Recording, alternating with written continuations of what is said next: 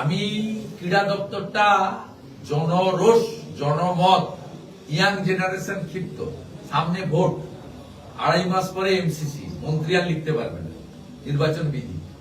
এই আইওয়াসটা কেন? আমি চাইবো মন্ত্রিসভা থেকে ওনাকে অব্যাহতি দিন। দরখাস্ত করবেন না, নিজের দলের লোক পদত্যাগ করিয়ে সব দপ্তর থেকে অব্যাহতি নিন, যাতে নিরপেক্ষ তদন্ত।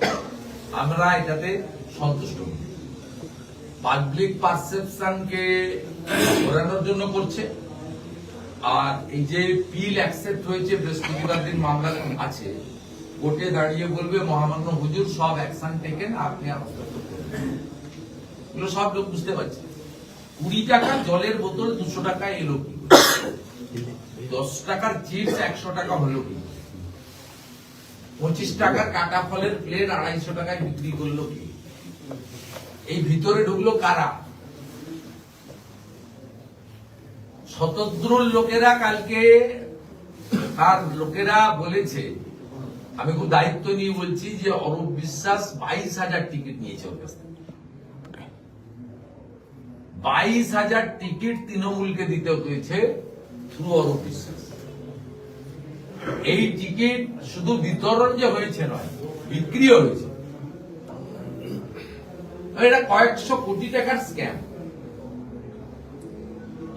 কত কোটি টাকা আমি বলবো না।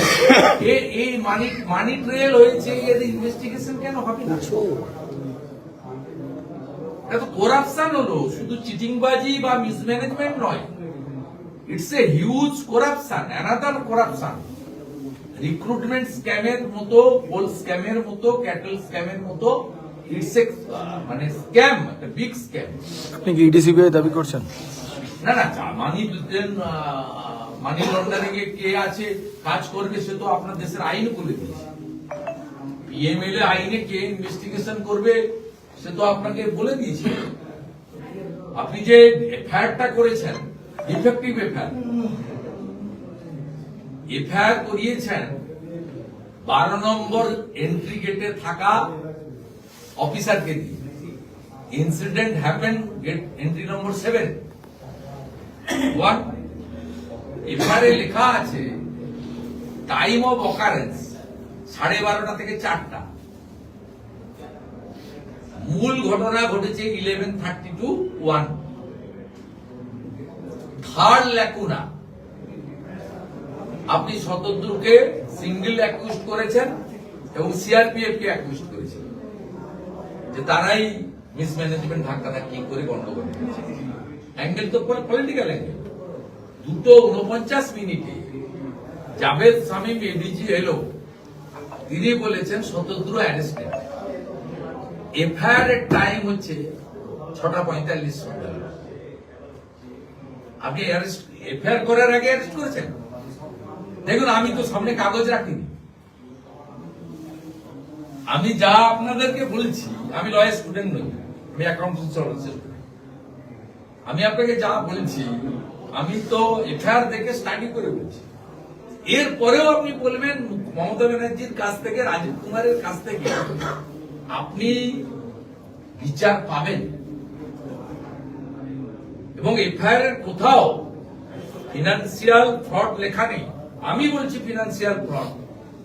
22,000 টাকা, 22,000 টিকিট শতদ্রুকে দিতে হয়েছে অরূপ বিশ্বাসের মাধ্যমে তৃণমূল। মমতা ব্যানার্জির বাড়িতে কত টিকিট গেছে, তার অফিস থেকে, পার্সোনাল অফিস থেকে কত টিকিট ডিস্ট্রিবিউশন হয়েছে। তৃণমূলের সেকেন্ড, থার্ড, ফোর্থ যারা পাওয়ার হোল্ডার, তারা কত টিকিট ডিস্ট্রিবিউশন করেছেন। কাউন্সিলররা কত টিকিট কলকাতা কর্পোরেশনের বিতরণ করেছেন।